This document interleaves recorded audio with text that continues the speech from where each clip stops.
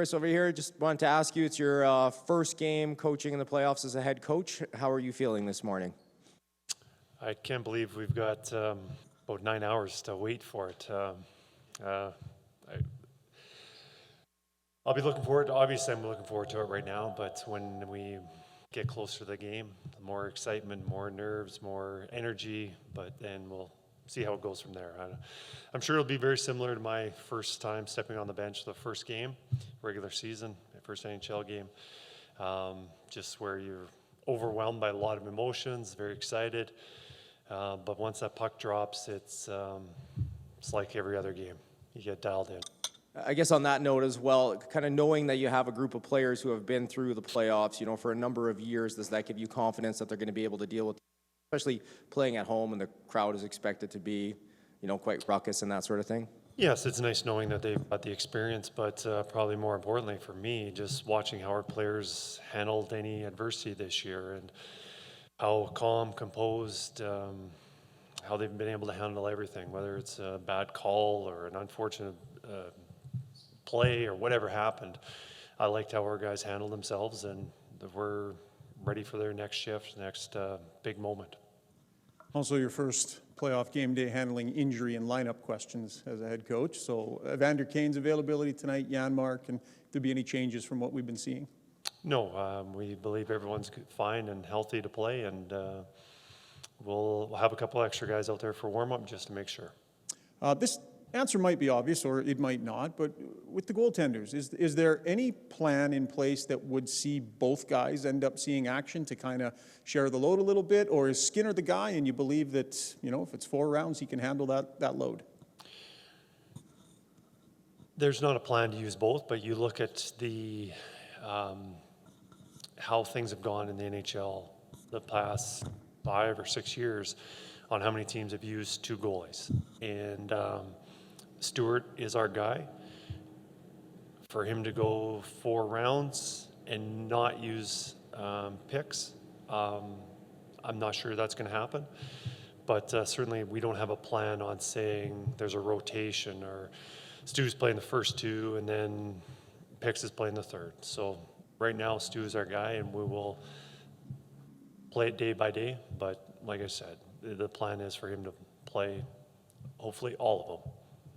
Kris, since you took over the bench in November, in your assessment of this group, what's the greatest asset amongst that group of players in that dressing room?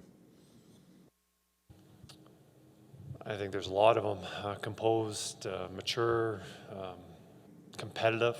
Probably the competitive is probably the most important one. Wanting to win and doing the right things. And, we got a lot of guys doing the right things. And, I think also another one would be how tight they are. I think that it's a very tight group that want to do this together. I know that there's been some frustration in the past on feeling like they can win it all, and they've gone through some ups and downs, and I think, it's just made them stronger. Kris, based on one of your previous answers, I would assume it sounds like Dylan Holloway will play tonight. I just wonder, as a coach, from the couple weeks you've seen him up here, what gives you the confidence that he's ready for such a role right now? Well, from what I see is, obviously playoff experience is something that's nice to have on a resume, and every young player has to go through it to get it. From what I've seen, Dylan is, he's instilled a lot of confidence in myself and the coaching staff and all the players on the team on how well he's played, and playing a simple, direct game with a lot of tenacity, physicality, and he's been able to chip in quite significantly with his role since he's been called up, chipping in with goals and assists. And but I just think the puck play gives us the most confidence. With a young player, you're not sure. Right now, he's making some really good decisions, keeping the game simple, and even when he is confronted, he's showed the composure to hold on to the puck and make the next play.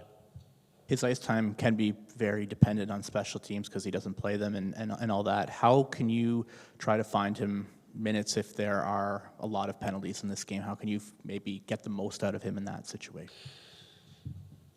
As a coach, you're finding ice time for guys who are playing well and are really going and contributing. And If he's playing really well, it's not hard for a coach to find him ice time. And, I don't know how the game's going to play out. I don't know what the line matchups are going to be, or how many offensive zone faceoffs we have, defensive zone faceoffs, specialty teams. But you're looking at Dylan probably playing around 10 to 12 minutes tonight, and with a lot of energy. Kris, you've coached playoff games, obviously at different levels, but guys in MMA or boxing always joke that they have a game plan until you get in the ring, and then someone punches in the face and changes. As a coach, do you have a plan for matchups, or do you have it kind of pretty fluid that it might change, varying on each game or each period depending on how guys go? I think it's going to change quite a bit, just because of line matchups. It can hurt your team if you really want to adhere to it. Just with, if you have an O-zone face-off and you've got a line matchup that's you want to have, and statistically it says that's the best route to go, is for line 1 to play against their line 3 or whatever it is. But if they're always starting their line 3 in the offensive zone, do I want to start my line 1 in the defensive zone, and vice versa, and taking away offensive zone faceoffs for Connor and Leon? And so, yeah, we have an idea of what we want, but it's not going to be a strict plan. And I know yesterday Vander Kane mentioned being dealing with a sports hernia kind of off and on throughout the year. In late March, he had mentioned that he thought he was healthy scratch and on a maintenance day. So how serious was it? Was there ever talk that this is something that should sideline him for a month or even surgery at any point during the year? Or is this more of an off-season thing?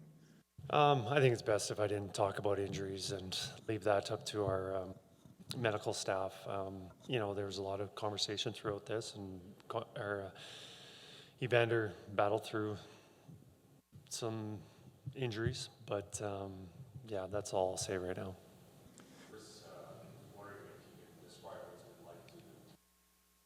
I can hear you. Pierre, go ahead.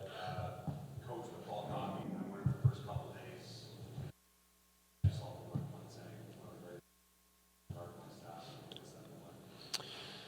It's been,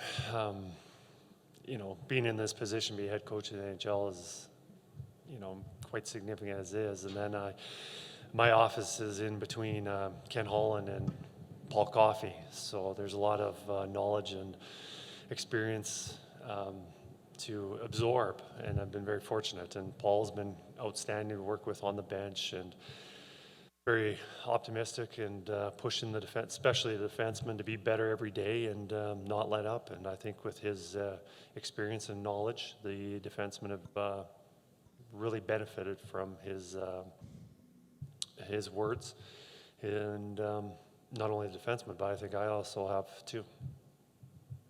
Kris, you coached against Jim Hiller and Jr., did you not? I did. That was Do you look back and say, okay, we're both coaching in the Stanley Cup playoffs now? Back then, that was a long time ago, but here you are. Yeah, I think we're very proud of the journey that we've gone. And when Jim was in the WHL, he had been coaching for a few more years than before I got there, and he was a head coach. I think I started an assistant when he was a head coach. And then I know there was a lot of respect for him around the league as being a good coach. And, I don't know Jim very well personally. I know we have mutual friends, somebody that I coached with that he grew up very tight with. But, with Jim, I've just heard so many good things as a person and as an excellent coach. Yesterday we talked a bit about the 1-3-1. Just they've diversified their lines a little bit, and there's some really strong advanced metrics for the Fiala-Lizotte combination on that third line. Just a thought on how balanced they are when they've moved Byfield down a bit. It looks like he might be playing with Dubois. Yeah, no, their lineup is as strong as anyone. There are 4 lines. Any given night, one line might be more dangerous than the other. And for us, I don't want to get into our line matchups on we need to really shut down their first line or their third line, because each night, all 4 of them can be very dangerous to score. So it's really important that we have everyone all four lines playing for us and playing well, and we can get into that rhythm. And I think one game in specific that we kind of had that rhythm, played really well, was a couple weeks ago against Vegas.